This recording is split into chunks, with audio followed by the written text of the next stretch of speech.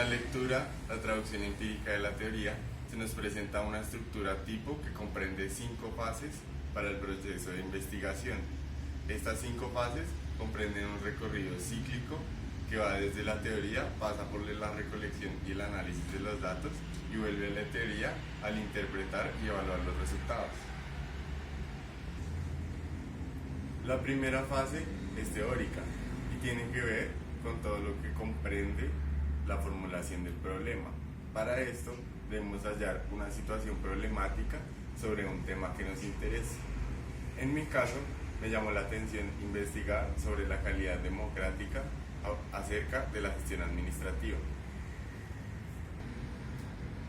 Para convertir ese problema en una pregunta de investigación, lo que debemos hacer es añadir criterios como espacio y tiempo para que la pregunta quede mejor delimitada y podamos abordar exactamente lo que queremos. Entonces, por ejemplo, vamos a nuestro ejemplo, añadir la espacio-temporalidad de Bogotá en los últimos 4 años. Formulada la pregunta de la siguiente manera: ¿ha habido calidad democrática en el último gobierno de Bogotá llamado Bogotá Mejor para Todos 2016-2019? Ya. Para el desarrollo del trabajo se recomienda al menos establecer 3 objetivos específicos y un objetivo general. Para mi caso, el objetivo general sería establecer qué nivel de calidad democrática dio la última alcaldía en todo su proceso, ya que está por culminar. Los objetivos específicos serían los siguientes: revisar si la última alcaldía dio las garantías normales de una democracia a la ciudadanía. Revisar si hubo legitimidad y transparencia en la última alcaldía. Y el tercero, revisar si la alcaldía da respuesta adecuada y además pronta a las demandas de la ciudadanía por medio de la actuación administrativa. Después de plantear los objetivos, debemos hacer el marco teórico. El marco teórico debe corresponder a una profundización teórica sobre los conceptos que vamos a desarrollar en el proyecto. Para este paso se recomienda apoyarse por lo menos en un libro y varios artículos de revista para redondear bien los conceptos. En mi caso, pues busqué bibliografía que me permitiera desarrollar los conceptos de legitimidad y calidad democrática. Ya. ¿Por qué es importante el marco teórico? El marco teórico le va a dar mucho peso y mucho rigor conceptual a nuestra investigación, puesto que va a desarrollar bien conceptos que a veces están insuficientemente desarrollados. Por otro lado, también es importante decir que el marco teórico debe dar claridad sobre nuestra idea al lector. Debe empaparlo totalmente de lo que le vamos a hablar y él debe quedar, debe entender los supuestos que se están planteando, porque de aquí parte la investigación. Chao. El siguiente paso que debemos hacer es el estado del arte. El estado del arte debe dar cuenta del estado de estudio o el estado académico en el cual se encuentra actualmente el fenómeno de investigación o el fenómeno objeto de estudio. Para hacer este marco teórico se recomienda al menos apoyarse en 8 artículos o 8 documentos, al menos la mitad en un idioma diferente al nuestro, y pues esto nos va a ayudar a redondear la situación actual del problema.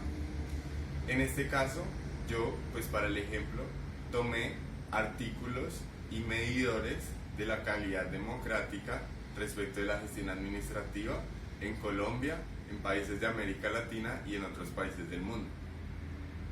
Ya. El estado del arte es importante porque nos va a pulir mucho para que nuestra investigación sea innovadora, actual y pertinente. Además, va a ser un punto de partida para escribir la justificación de la investigación, para explicar por qué es pertinente y por qué es importante y necesaria hacer la investigación. Ya. La segunda fase del trabajo es la hipótesis. La hipótesis se hace mediante procesos de deducción y es una declaración que hace el investigador a modo de predicción, basándose en la fase teórica previa del trabajo. Para el ejemplo, mi hipótesis fue la siguiente: que la alcaldía de Bogotá debe presentar niveles de calidad democrática más o menos similares a otros países de la región y a otras capitales de la región y también a otras ciudades principales del país. También la hipótesis es que debe presentar vicios y tipos de corrupción más o menos parecidos, como lo son, por ejemplo, la manipulación estratégica de los comicios y de la ley, pasando por la ilegitimidad, la corrupción y una actitud principalmente regresiva y viciosa en el accionar administrativo, desatendiendo a las demandas sociales. La tercera fase es la de la recopilación de los datos. Llegamos a ella mediante un proceso llamado operacionalización. Este proceso lo que pretende es transformar las hipótesis en afirmaciones empíricamente observables. Este proceso llamado operacionalización es muy complejo y se divide en dos partes. La primera parte consiste específicamente en volver los conceptos variables para así poderlos medir. Para desarrollar el trabajo se recomienda utilizar por lo menos dos variables, una variable independiente y una variable dependiente. La variable independiente sería la que el investigador manipula en el proceso de la investigación y la variable dependiente sería la que se trata de cambiar por medio de la manipulación de la variable independiente. Para el ejemplo de mi trabajo, la variable independiente sería la calidad democrática y la variable dependiente sería la gestión administrativa.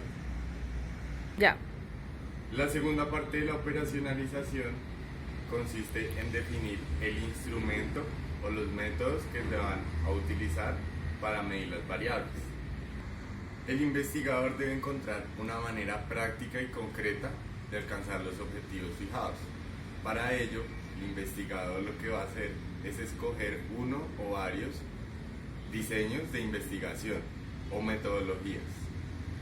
Pero para alguien que se está iniciando en la investigación, lo recomendable es empezar por escoger un método. Este método se debe aplicar de manera consecuente al contexto del objeto de estudio.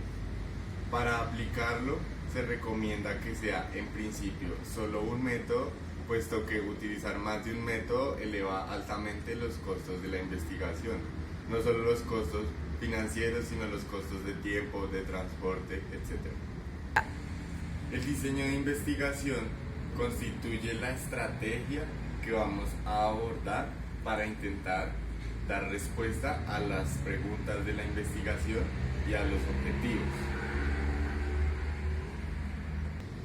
Para que la investigación llegue a buen término, es importante que el diseño de investigación que utilicemos lo apliquemos al pie de la letra, es decir, tal y como fue concebido. El autor Hernández Sampieri nos habla básicamente de dos tipos de diseños de investigación.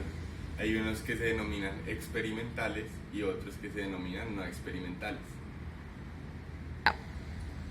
Los diseños de investigación de tipo experimental lo que pretenden es ayudar a un investigador que, por ejemplo, quiera observar la reacción que tiene una acción que éste ejerce en un contexto.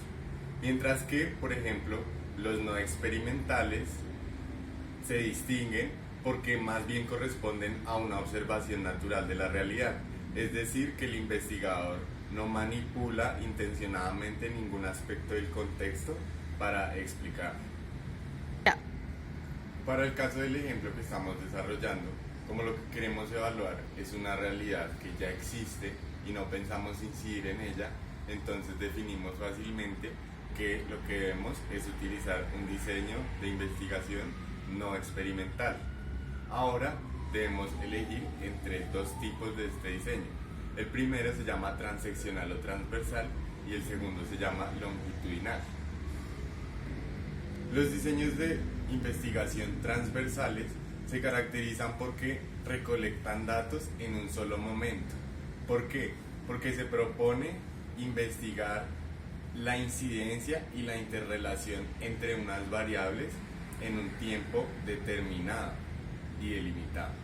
Por esa razón, pues para el ejemplo se elige este tipo de metodología porque lo que se pretende es mirar lo que fue la alcaldía de Bogotá. En cambio, los diseños de investigación de tipo longitudinal lo que pretenden es analizar la evolución de un fenómeno, de unas variables a través del tiempo. Por ejemplo, si quisiéramos medir el comportamiento de la calidad democrática durante los últimos 20 años, cómo se ha comportado esta evolución, digamos teniendo informes de cada 4 años. Los diseños investigativos de tipo transversal se dividen en 3, en exploratorios, descriptivos y correlacionales causales. En el caso de los exploratorios, pretenden dar una exploración inicial en un momento específico. Este tipo, por ejemplo, de metodología se usa cuando queremos abordar un problema que es muy nuevo o que es poco conocido. Por ejemplo, los diseños transversales descriptivos tienen como objetivo analizar la incidencia de una variable en la población, de una o de más variables, y la relación entre estas, pero es más para una investigación de tipo descriptivo. Por ejemplo, si quisiéramos saber cuál es el estrato socioeconómico del grueso de los funcionarios de la alcaldía de Bogotá. Los diseños de investigación correlacionales causales, lo que pretenden es definir la relación entre dos o más variables en un momento determinado, a veces en términos de correlación y a veces en términos de la relación causa y efecto. Para efectos del ejemplo que estamos trabajando, como lo que queremos es mirar la relación que hay entre las variables, entonces la metodología que vamos a utilizar sería transversal correlacional.